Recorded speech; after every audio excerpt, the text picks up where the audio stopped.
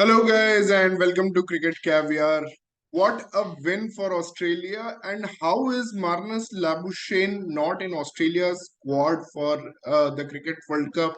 And is Marnus Labuschagne the greatest concussion substitute ever? Is he a concussion substitute legend? Whenever he comes on as a concussion substitute, as we have seen in the Ashes of 2019, after Jofra Archer bowled a bouncer to Steve Smith, he came and saved Australia in a crunch situation. And again, he has done it today after Kagiso Rabada banged on the helmet of Cameron Green. He did it again, and this was such a fascinating ODI. I want to talk about it more, but I want to say Marnus Labuschagne. That's how the South Africans pronounced in his name because he is born in South Africa, and just like Kevin Peterson, who was born in South Africa and kick-started his ODI career from South Africa, another South African born has done it again to the South Africans, and some may even say that South Africa choked again. But what a fight from the South Africans, and you have to appreciate Themba Bavuma's innings. He carried the team, although I blame him for the run out of Rassie van der Dusen, but he did carry South Africa to a very good total under the conditions. The pitch was having variable bounce.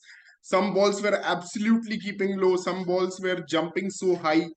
And credit to Themba's innings that South Africa reached 222. Also, Alex Carey dropped him too many times. But guys, let's get this seriously.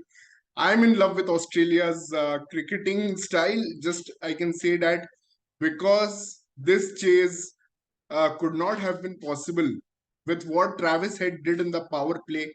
Let me tell you, South Africa were 10 overs in their power play while they were batting. They were 10 overs, 25 runs.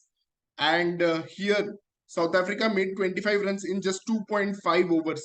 And at the end of the power play, they were 69 and they had lost 4 wickets, but they still kept the intent going. They scored another, by the end of the 20th over, they had scored another 69 runs. Can you imagine a team after losing 4 wickets for 69 and effectively they are like 5 down because we didn't know Labuschagne will come to bat because Cameron Green had walked out, retired, hurt, and they scored 69 more runs. Again, in that was just shocking, and they had lost in the 14th over. They were 113 for 7.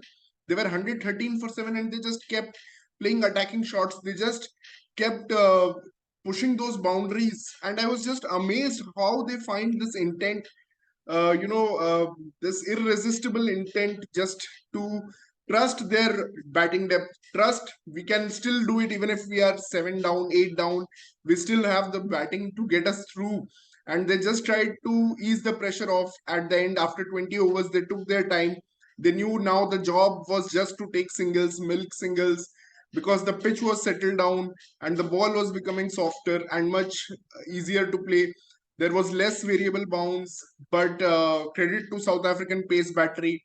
I think they really missed Amrik Nortje here, and also the spin of Tabraiz Shamsi. Really would love to see both these players into the team and getting the much needed practice before the World Cup. But today, Gerald Coetzee, he's the find of the match. I guess he bowled a fearsome spill, and the ball was just whizzing past the nose of the batsman and clattering into the stumps whenever he was bowling full. Alex Carey dismissal was a point in case. But guys, we have to talk about why Marnus Labuschagne is not in the squad for the T20 World Cup, despite there are question marks on the injury of Steve Smith and Glenn Maxwell, despite the poor performance of Josh Inglis in whatever opportunities he has got till now. Marnus Labuschagne is not in the squad for ODI cricket, which is a 50-over game. This is not T20 cricket. You need people like Marnus Labuschagne who have the pure batsmanship, the skill to tackle different conditions, to play spin, to play pace, to counter that variable bounce, to dispatch the bad balls and defend the good balls. That is the skill that Marnus Labuschagne has always had, and is a top class batsman. He was the highest run scorer in the WTC first edition, and even in the second edition, he was in the top 5. So he's a brilliant batsman.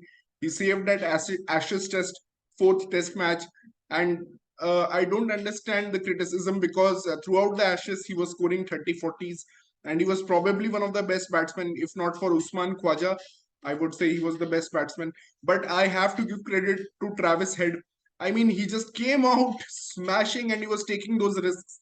He knew that pulling or hooking was very dangerous on this pitch, but he just kept on taking those risks, and that proved to be the difference because by the time South Africa took those 7-8 wickets, Australia had already raced away to 113, and in the 14 overs and in the rest of the 36 overs, they just needed 100 runs at less than 3.5 runs per over.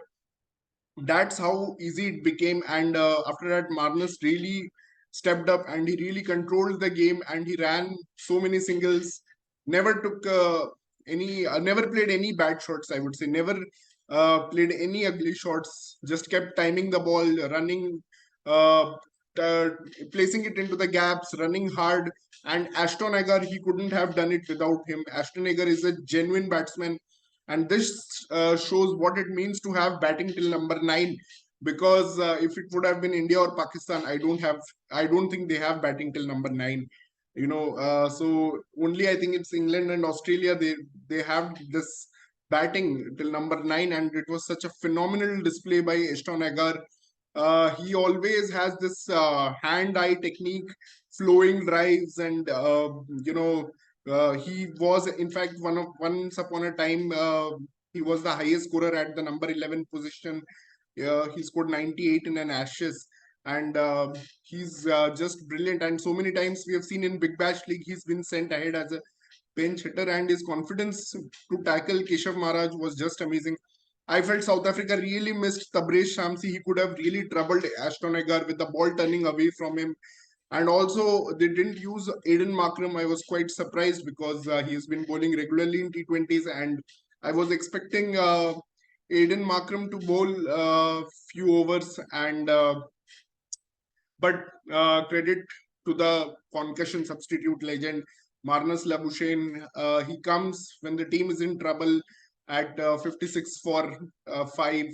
They were, and from there on, he looked just a beautiful player. He was, in fact, 34 in 21. So that was a great start by Marnus. If you see, I mean, he started really. He got off the blocks so fast, and if you see, his current score is 80 of 93. So you can say that in the next 70 balls, probably he made only some 50 runs. So he got back to his original Marnus Labuschagne style of playing, but that counter attack shook up South Africa because they knew they couldn't take any more risks. They spread out the field.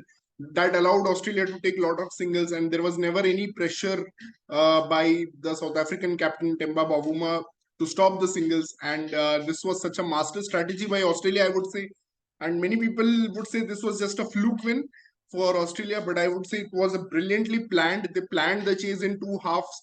The first half, they went all out and tried to minimize the required run rate to such a situation that even their number 8 or number 9 or 10, 11 could even come and chip in and they would still get a win. So this was one of the most fascinating ODIs. It was a very tough surface, a double-based surface. Sometimes it looked similar to a subcontinent pitch, but what a match at Bloemfontein. And one of the best ODIs, we saw 3 great ODIs in last 15 days. One was the Naseem Shah chase in Colombo, that one we saw, and then we saw the the Mohammad Nabi Rashid Khan show against Sri Lanka, where they had a big heartbreak. And now we have this match at Bloemfontein to kickstart this 5-match ODI series. And I hope Australian selectors seriously reconsider Marnus Labuschagne, because there is still time till 28 September to change your provisional squad. So I hope they bring in Marnus Labuschagne and understand how great he can be in subcontinent conditions also. Although with a fit Steve Smith and Maxwell, he may not get a chance, but I would still back him any day just for the pure skill and the batsmanship that he has, the understanding of the game. and putting away those bad balls, defending the good balls, and just textbook batting that he has. So that's it from my end, guys. Thank you, and really enjoyed. Let me know how you felt, whether you felt Australia could pull this ODI off, or whether you were thinking South Africa would chase this. But what a superb ODI, and looking forward to more such great matches in this series. Thanks, guys. Thank you for joining, and keep following and subscribing my channel, Cricket Caviar.